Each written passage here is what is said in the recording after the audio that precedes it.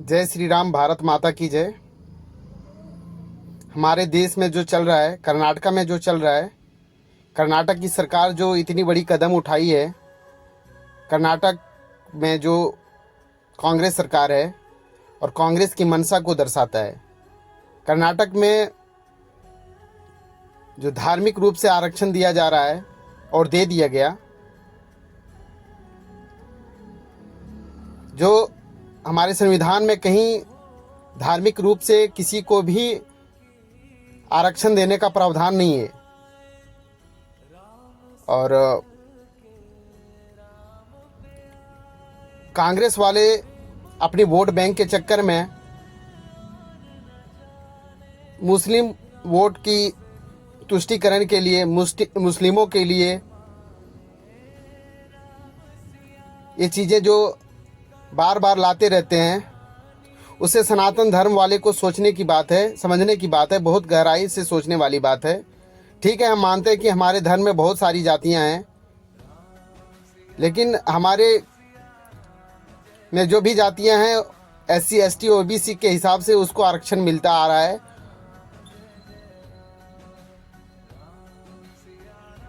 उसमें मुस्लिमों को भी OBC के तहत आरक्षण मिलता शुरू से आ रहा है, जो कि जबकि उनके अंदर, ये हमारे भारत के सभी लोगों को पता है और दुनिया के सभी लोगों को पता है कि मुस्लिमों के अंदर कोई जातीय भेदभाव, छुआछूत नहीं होता है।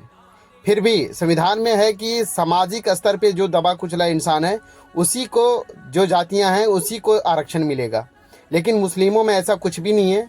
फिर भी कांग्रेस वाले उनको आरक्षण देते आ रहे हैं, जबकि उनके यहाँ ऐसा कुछ भी नहीं है। हम मानते हैं कि ठीक है, हमारे बहुत साल पहले हिंदुओं, सनातनियों के अंदर कुछ जाति के लोग थे जिसको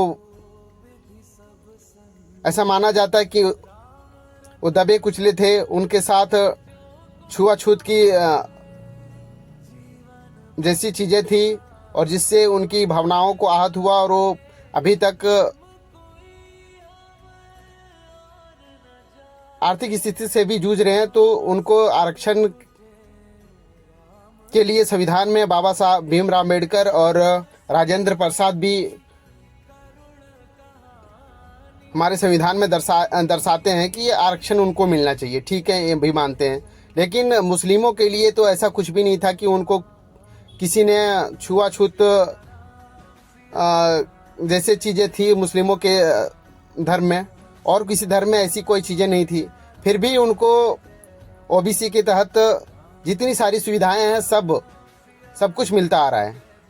लेकिन कर्नाटक में एक स्पेशल 4% मुस्लिमों के नाम से, जो कि हमारे संविधान में धर्म के हिसाब से कहीं भी आरक्षण देने का कुछ भी नहीं है, लेकिन कर्नाटक में कांग्रेस सरकार 4% सरकारी ठेकों में आरक्षण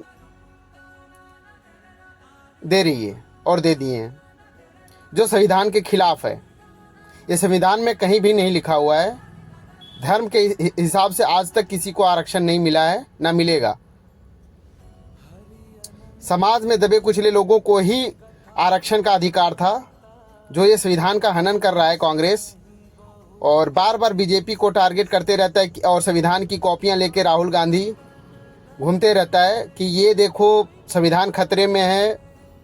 ऐसे कर करके हमारे सनातनियों को बांटते रहते हैं कि ये SC ST OBC के खिलाफ है, जबकि नरेंद्र मोदी जी खुद OBC समुदाय से आते हैं। और ये भी बताया जाता है कि OBC ST में जो भी कुछ परसेंटेज हैं, उसके बाद तो सारा जनरल को जाता है। ऐसा कुछ भी नहीं है भाई। अगर आपका 50% तक का रिजर्वेशन है, तो क्या 50% का रिजर्वेशन आप डायरेक्टली बोल सकते कि जनरल को जा रहा है? नहीं जा रहा है। उस 50% में सबका अधिकार है, और जो परसेंटेज है, रिजर्वेशन है, वो तो अनुसूचित जातियों और जनजातियों को मिलता ही है। लेकिन स्पेशल किसी धर्म के लिए, अपनी वोट बैंक के लिए ये जो कांग्रेस कर रही है, इसके लिए बहुत सारे नेता जो मोदी के खिलाफ बयानबाजी करते रहते हैं वो अभी क्यों नहीं बोल रहे हैं? इंडी गठबंधन में मिले सारे मिली भगत हैं और वो एक ही धर्म के वोट के चक्कर में फंसे हुए हैं। उसको दुनिया से कोई मतलब नहीं है, देश भाड़ में जाए उसे कोई मतलब नहीं है। बस मुस्लिम वोट बैंक के लिए मुस्लिमों का वोट चाहिए। उनको पता है कि हिंदुओं का वोट कहीं जाने वाला नहीं है।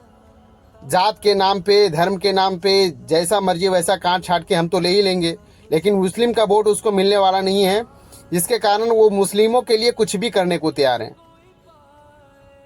इसी तरह से वक्फ बोर्ड लाए। वक्फ बोर्ड भी हमारे संविधान में कहीं भी वक्फ बोर्ड का प्रावधान नहीं था, लेकिन 1954 में ले आए। ये कांग्रेस के द्वारा ही लाया गया था, किसी और के द्वारा नहीं। और लाने के बाद भी चलो ठीक है, उसके बाद 2013 में जो प्रावधान लाया वक्फ बोर्ड में, इतना ज़्यादा अधिकार दे दिया आप बोल नहीं सकते हैं। वक्फ बाय यूज़र का प्रावधान ले आया। ये कांग्रेस सरकार की मंशा दर्शाती कि उनकी क्या मंशा है। तो हम सभी वो जो बोलते हैं कि हम दबे कुचले के नेता हैं, लीडर हैं, वो अभी कहाँ सो रहे हैं। इसी तरह से 1981 में AMU से, अलीगढ़ मुस्लिम यूनिवर्सिटी से, SC/ST का रिजर्वेशन हटा दिया गया। ये क्या ठीक है? सरकार SC/ST से भी नीचे कोई चीज़ होता है क्या? उससे भी नीचे कोई गिरा इंसान होता है क्या? मुस्लिमों का मानना है कि हम उससे भी गिरे हैं, हमारे पास घर नहीं है, कुछ नहीं है। तो सोचिए, सरकार कुछ भी करने को तैयार है, कुछ भी, पूरा देश ख़त्म हो जाए उसको कोई दिक्कत नहीं है, लेकिन उसको वोट चाहिए। किसी तरह से भी वोट लेने के लिए वो कुछ हद तक, किसी भी हद तक जा सकते हैं। 1981 में AMU का रिजर्वेशन हटा दिया। SC/ST जो अनुसूचित जातियां जो होती हैं उसका भी रिजर्वेशन छीन लिया गया। 2011 में जामिया मिलिया इस्लामिया से भी उसका रिजर्वेशन ख़त्म कर दिया गया। उस टाइम तो बीजेपी सरकार नहीं थी। फिर हमारे ये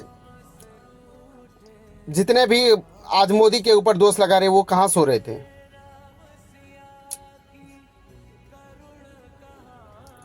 इतने नीचे स्तर की राजनीति अगर कोई कर सकता है तो वो कांग्रेस है। मोदी जो कर रहे हैं बहुत अच्छा कर रहे हैं, बीजेपी जो कर रहे हैं बहुत अच्छा कर रहे हैं।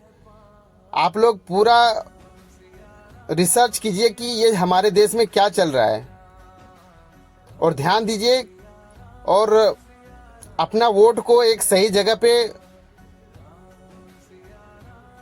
वोट करें ताकि हमारा देश एक समृद्ध देश बन सके। जय श्री राम।